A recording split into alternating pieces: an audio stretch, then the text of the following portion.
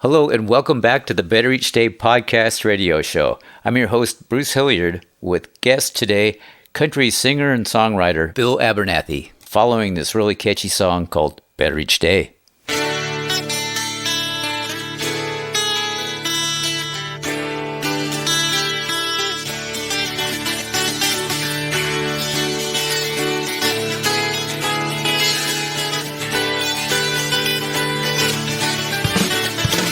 Welcome to the Better Each Day podcast radio show with Bruce Hilliard. Today and every day, reaching out for innovative ideas in every way.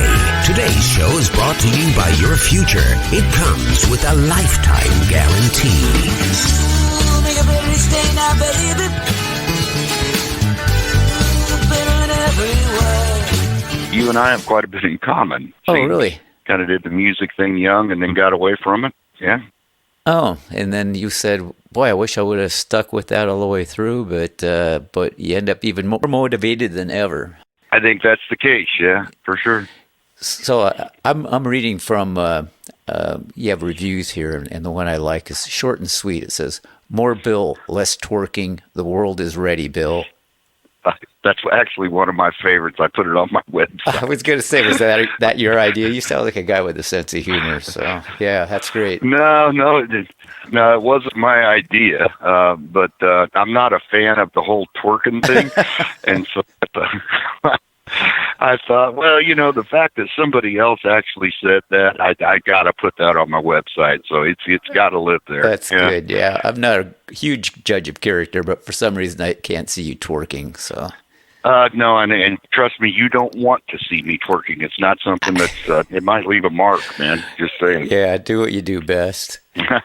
So you've been at this for a while. You played professionally, and then you went off into the corporate world, or what did you do? Yeah, when I was young, I played, a lot like really young, much like you did, and, learned how to pick a little bit and play a little bit, and, did a little bit of music thing, and then traveled around and, played and wrote and did all the things, and, I had some opportunities to do some really cool things, and then at some point, you just look at it and you go, well, let's just get real. Do I really want to be a singer-songwriter sitting in the corner of a coffee shop for the rest of my life? And so you got to put it on hold. Had a family, raised my kids, and did the corporate thing, which I'm still doing, by the way. My kids were both athletes all the way through college. And so if you've lived that life, you realize that there's not a lot of time for anything else. And though I quit performing, really, during that period when I was raising the kids and all that, I still played a bit, and wrote a bit. When they got done with their college careers and went off and started doing their lives, I had this big stack of different ideas and songs and what have you that I'd written over the years. And so I thought, well, I just wonder. So I picked up a few of those and made a couple of recordings, and a couple of them kind of hit and people liked them. And I thought, well, maybe there is a future to this. So I went ahead and did 2 follow-up albums from that little event. And, it seems to have picked up a little bit of steam with some folks, and folks seem to be liking what I do. And so it's actually kind of fun. So I'm getting kind of a second chance at it later in life. So it's kind of fun. That's great. You're still young, I think, and you sound great. Do you do a lot of story songs, those kind of things? Yeah, really that's what I do. I tell stories, and the stories sometimes evolve into songs. And so, I think that, I think it's important to kind of know where you came from and dance with the ones that brought you, right? Yeah. And so, but I look at the artists that really influenced me, that's really what they were doing. And it doesn't matter if it was, Crosby, Stills and Nash or Fogelberg or, Jackson Browne or whoever. They're effectively telling stories.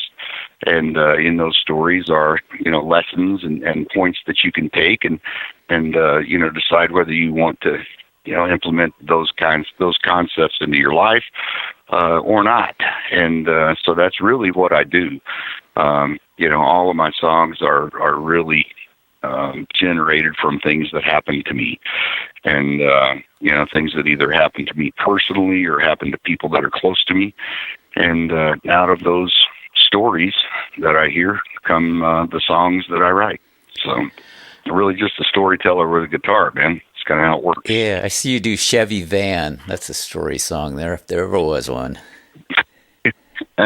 Well, there's actually a story behind the Chevy Van thing. If you'd like to hear it, Sure. I don't really play too many covers when I'm doing shows, but I do occasionally, and we put some covers. I put a cover or two on every one of my projects, and I decided that, when I played live, people would always ask me, they'd always do do you take requests? And, I typically don't, because I don't like to get caught flat-footed. Yeah. So we were playing around on social media, and I got a bunch of requests from people that said, actually, it's a threefold request. So first of all, they wanted to know what it's like in the studio, because, everybody thinks it's this magical, mystical place. They were very interested in that. They were very interested in what it's like, when we play live. And they also wanted to know, can you play this song? Well, I took that and thought, well, let's just see. So out on, the social media networks, I said, if you wanted to, if you could request a song for us to play, what would it be? And we got this barrage of different songs that came in for us to do. And I started going through them, and, some of them just weren't appropriate and weren't applicable to what we do. And then this Chevy Van song showed up, and I thought, everybody knows this song, right? Mm. It was very popular back in the day, and it's really not really the style that I play. But I thought, well, why not? Let's just try it. And so we played around with it and kind of tweaked it a little bit, changed, a little bit of the voicings on the guitars and a little bit of this and that, and actually had a really good time with it. And, we did this little grouping of songs, I call it live from the studio. So some of these cover songs that folks had requested, we went into the studio and videotaped it all and recorded them live with the attempt to try to answer those three questions. What's it like in the studio? What's it like when you play live? And can you play this request? So we had a lot of fun with that. And it was a good time, but the Chevy Van song was one of those. So that is a good question. Let's go with it. Studio versus live, which do you prefer, or are they just two entirely different things for you? Well, I think it's two different animals completely. Yeah. In the studio, you've got this completely sterile environment, where you can really just, be creative and try things that, you typically wouldn't try off the fly when you're playing live. So I think that, the studio, it's very one of my favorite places, just because of that, because you have this whole freedom to do all kinds of interesting things and try things that maybe that you certainly wouldn't try live. But, also, again, playing live, though it's a different animal, is also a favorite thing of mine. I really like connecting with the audience, and, I tend to play around and talk to the audience quite a bit when I play, because I think it's fun, and I think it's interesting that, some of the feedback that you get and some of the discussions that you can get in with folks when you're playing live. And then, of course, you get to play the songs, and every now and then you'll see that light show up in some of the audience's eyes, where you play a tune and they not only recognize it, but they kind of get it. They understand not only the story, but the message behind the story in the song. And that's special. That's a special time for me. So, two different animals, and I really enjoy both of them equally. When you started out, what were your influences? Well, I'm really just kind of an old hippie, so... Me too. Yeah. I was really, really influenced early on by the singer-songwriter guys. So Dan Fogelberg is one of my favorite artists of all time, probably my favorite artist. And I really appreciate what he did lyrically and with his songs and the marriage of the music with the song that was used to really, really emphasize the lyric itself, and the messages behind the song. Of course, if you go into singer-songwriters, right, you got James Taylor, outstanding songwriter, Jackson Brown, Crosby, Stills and Nash, all those folks, kind of the Laurel Canyon guys are the ones that I really think influenced me heavily when I was really, really young. Dan Fogelberg, though, when he passed away, it was like, oh no, you can't do that to us. It was. I was actually in Europe when he passed away, and I didn't get the news that he had passed away, and when I got home and back from Europe, I found out that he had passed away, and just spent kind of a weekend, alone with some albums and some guitars, and he had a big influence on me, and I always kind of like to say that a lot of his music is kind of tells the story of my life. So very influential for me, and very sad that he left so soon. We have so many of the great singer-songwriters that really did leave us too soon. I always think of Jim Croce. I think Jim Croce is a great songwriter. Harry Chapin. Without question. Yeah. Wow, that was a storyteller. Yeah. Wow, yeah, I know. That was, God, you're making me all sentimental now. They were so good. When you sit down to write a song, do you start out with one of your stories, or just does this hand come down from heaven and touch you and Bill, write this?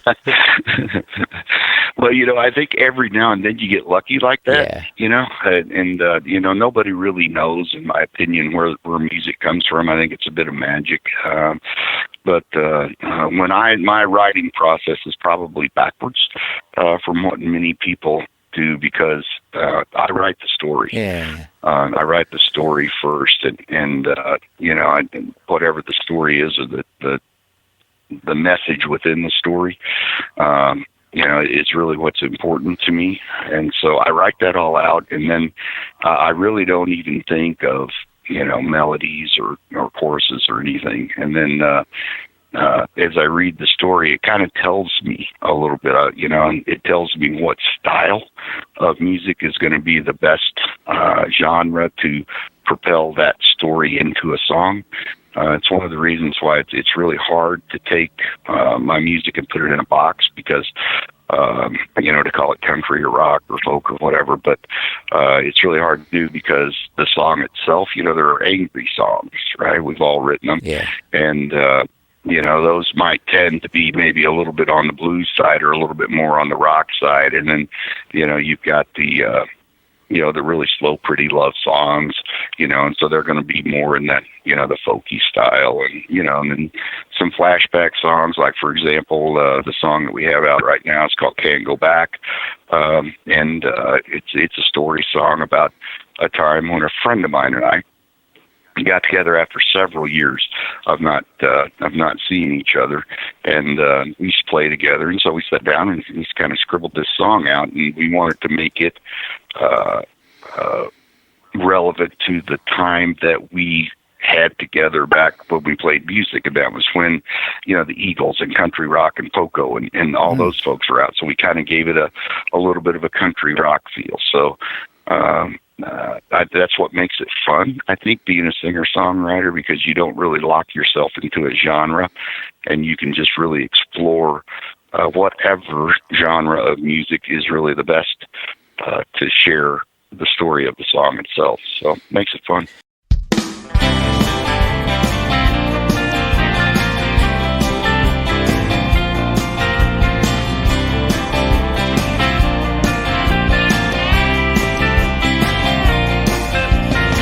I've been sitting around thinking about the good old days, all the good times we had, all the games we played.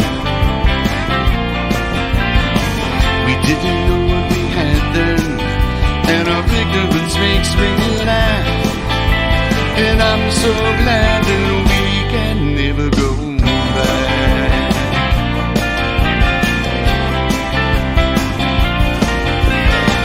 We used to play those songs, make all the young girls cry,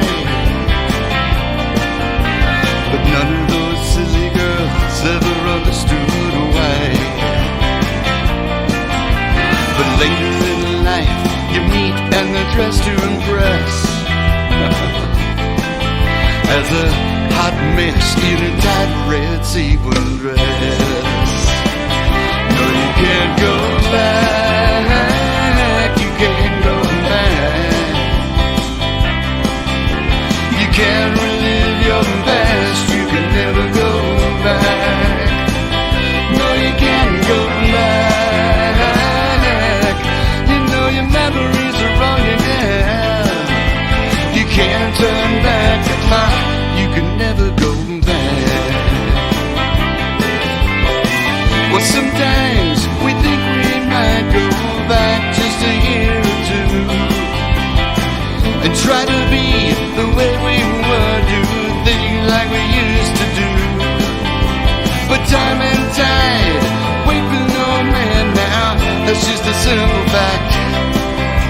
You gotta face the music, you can't go back.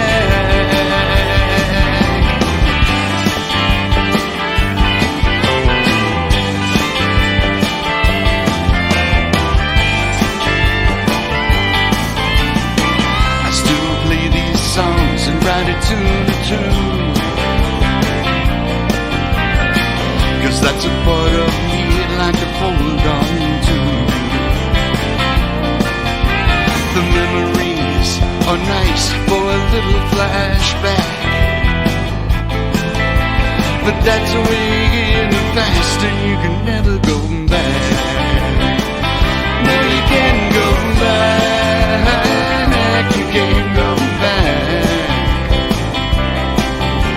You can't relive your past, you can never go back. No, you can't go back. You know your memories are wrong again. You can't turn back the clock, you can never go back. No, you can't. You can't turn back the clock, you can never go back.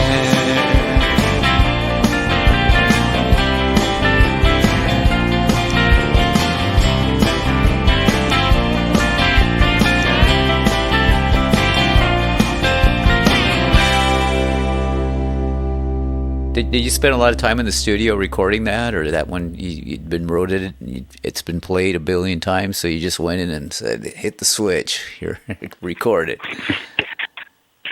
Yeah, I think some are easier to record than others. That one was really, it's pretty straightforward. You know, it's not, it's not fancy, if you would, from a musical standpoint. We did some pretty cool, dual guitar stuff, and all that on. It's pretty fun.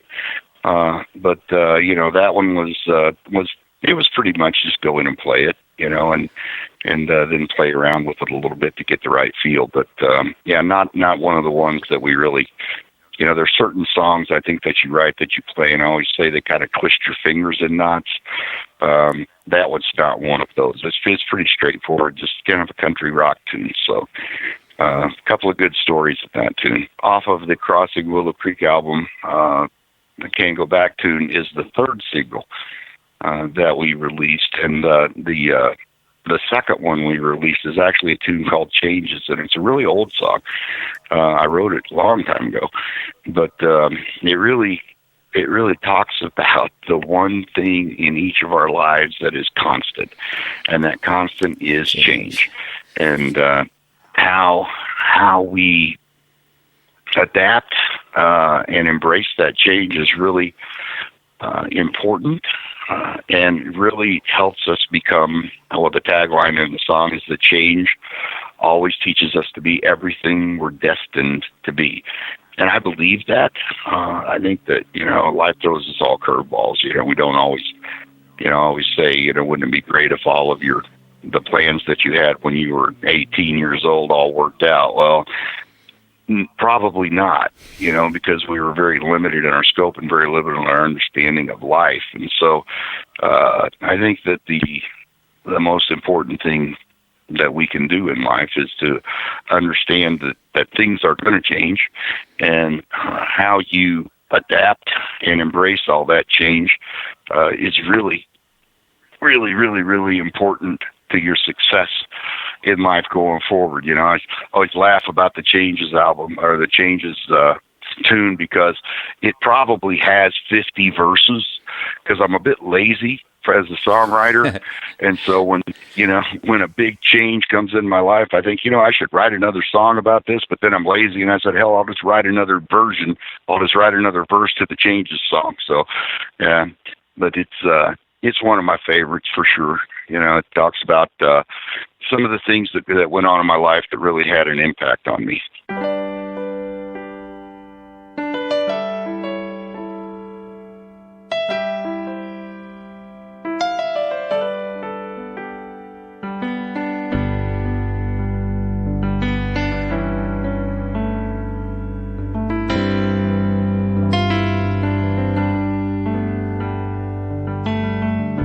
I'm sitting here lonely in this empty room, wondering which way life is gonna take me now.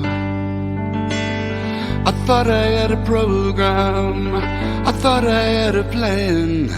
All this has gotten changed somehow. There's places in our lives that come and go, teaching us what we do and do not know.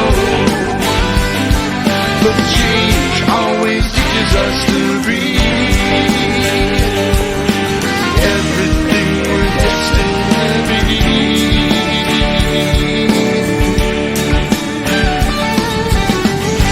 Change is never easy, though it happens so frequently. It seems only to keep us so confused. But I can see more clearly now, through the changes I've made, stepping out of the old into the new. Yeah, I did. There's places in our lives that come and go, teaching us what we do and do not know. But change always teaches us to read everything we're destined to be. Well, I got caught in the drift, but I rode with the tide, 2 wheels on the cliff. I'm still surviving. Guess I'm gonna go through some more changes. Well, I've had a season to rest my mind. It's been a very revealing time. Guess I'm gonna go through some more changes.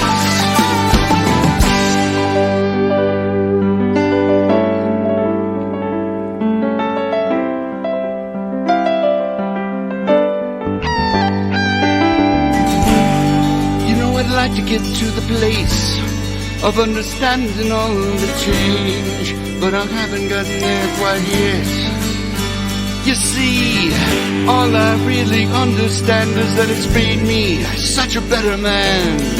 I can't wait to see what happens next. No, I can't. There's places in our lives that come and go, teaching us what we do and do not know. But change always teaches us to read everything we're destined to be. Well, I got caught in the drift, but I rode with the tide, 2 wheels off a cliff. I'm still surviving. Guess I'm gonna go through some more changes. Well, I've had a season to rest my mind. It's been a very revealing time. Guess I'm gonna go through some more changes. Well, I guess I'm gonna go through some changes. I guess I'm gonna go through some changes, yeah. I guess I'm gonna go through some changes. I guess I'm gonna go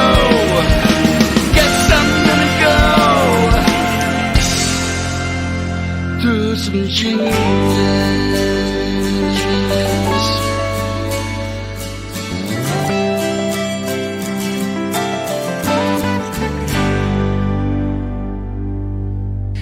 Katie Loggins did that with House on Pooh Corner. He wrote it from the aspect of a grandfather. And there's another great songwriter, my God. Oh, without question. You know, with the very first concert I ever went to in my life, it was a birthday present from my brother that was 9 years older than me. And the first concert I ever saw in my life was Loggins and Messina solo. And not with a band, because the band's bus had broken down. And Kenny Loggins actually had a broken arm. Jeez. So I got to see Loggins and Messina. I mean, we're probably talking, I don't know, 72, 73, somewhere around in there.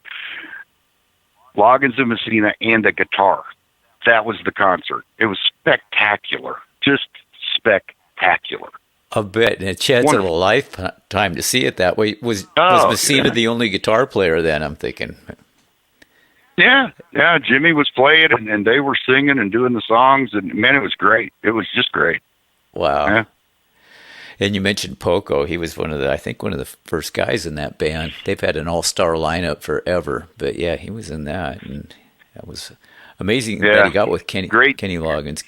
Kenny Loggins and I think this is what you do. I've never seen you, but Kenny Loggins will sit down and talk about the songs. And if you ever wanted somebody to come and play your living room that could captivate you for hours, to me, it's him. Oh yeah, you know, I've seen him in concert many times, and yeah, he's that guy. It's all about the songs. You know, I mean, he's a great performer, and obviously a great musician, an outstanding vocalist, and all that. But the thing that I really appreciate about Kenny Loggins is it's really all about the songs, and love it. I got to have lunch with him one time, just sort of accidentally. We had pastrami sandwiches. So personable, and maybe this is what inspired me to do this kind of a show where you just talk to musicians and just run with it, because it's so easy to do. But with him, I was like, so what are you reading, Kenny? What do you read these days? And he was reading a book by, her name was Carol Sheehy, and it was about passages through your life and making adjustments. And he was talking about retiring, and he said he had a kind of a latecomer son at that point, and he told his son that he wanted to retire. And this is almost 20 years ago. And his son said, well, no, don't, because you'll die. And that happens a lot. And he said, well, yeah, I thought about that, you know, and I'm thinking, well, you just did, you know, Danger Zone and a bunch of really good stuff. He was still going pretty strong. And obviously he didn't retire because he's done a ton of stuff since then. But yeah, I guess my point was, it was kind of a epiphany moment for me, just talking to him, and how easy it was to, if you're talking about music, I guess it's pretty easy to do. So here I am talking to you, and it's been a pleasure. Yeah, universal language, right? I saw Kenny Loggins probably, I'm going to guess 6 years ago. Yeah.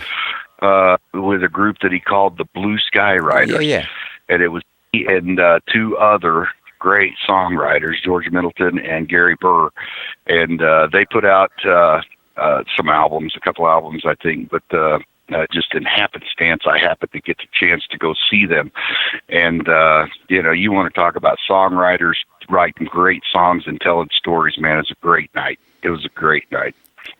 Yeah, I have one of their CDs that actually he gave me. He was kind of promoting those when at the situation where I ran into him, and of course I had to have him sign everything. Just I don't know why. I normally don't get autographs, but it was too easy. So fun stuff. Yeah. Well, I'm blabbing your ear off, Bill. No, anytime, man. I enjoy the talk, so it's always fun to talk with people that. Well, first of all, I appreciate what you do, because you certainly help, you know, guys like us get out there, and you know, it's nice to, how can I say this politically correct? It's nice to talk with people that get it.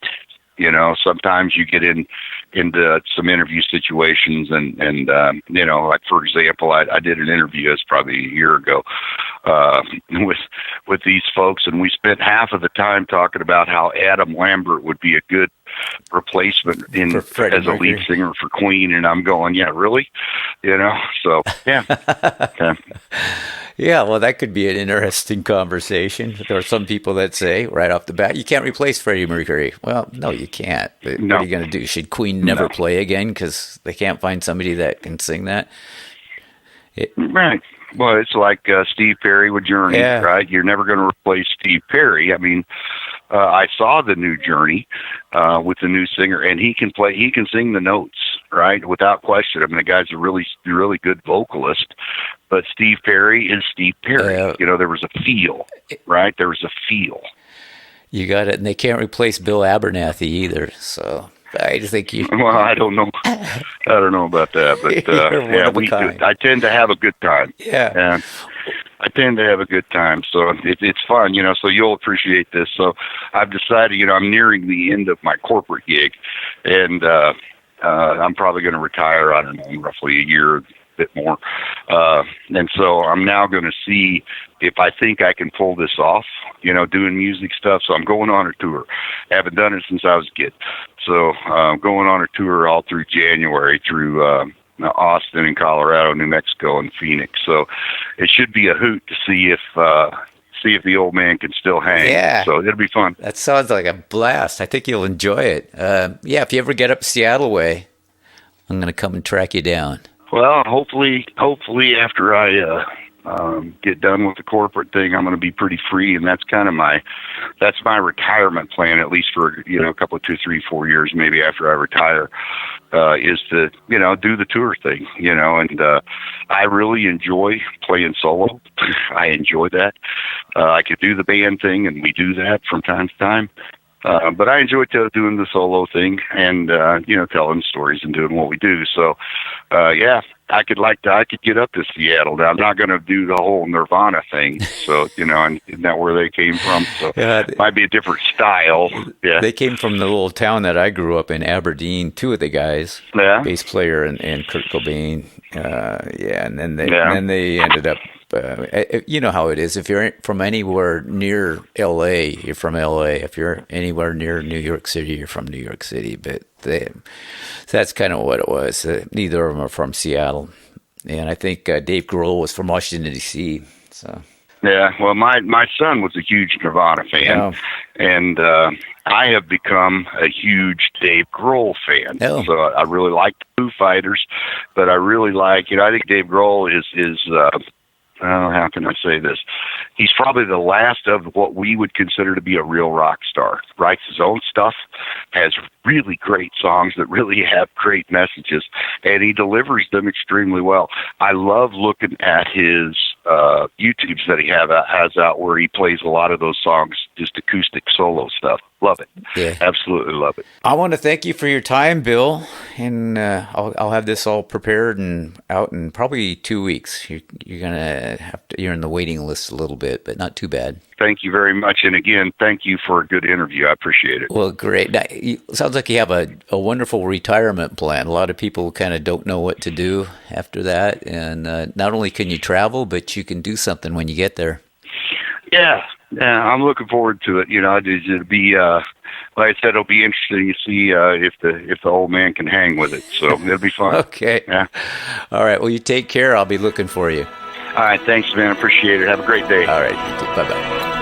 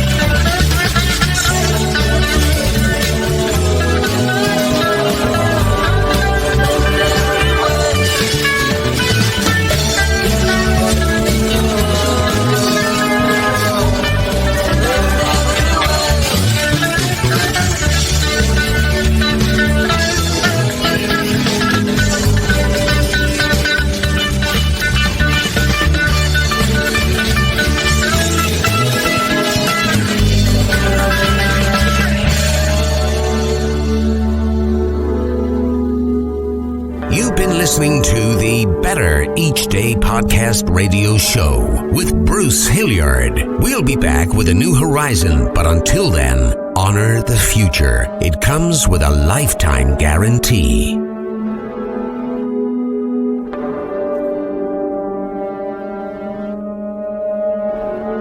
And we're all just trying to make the next day a bit better.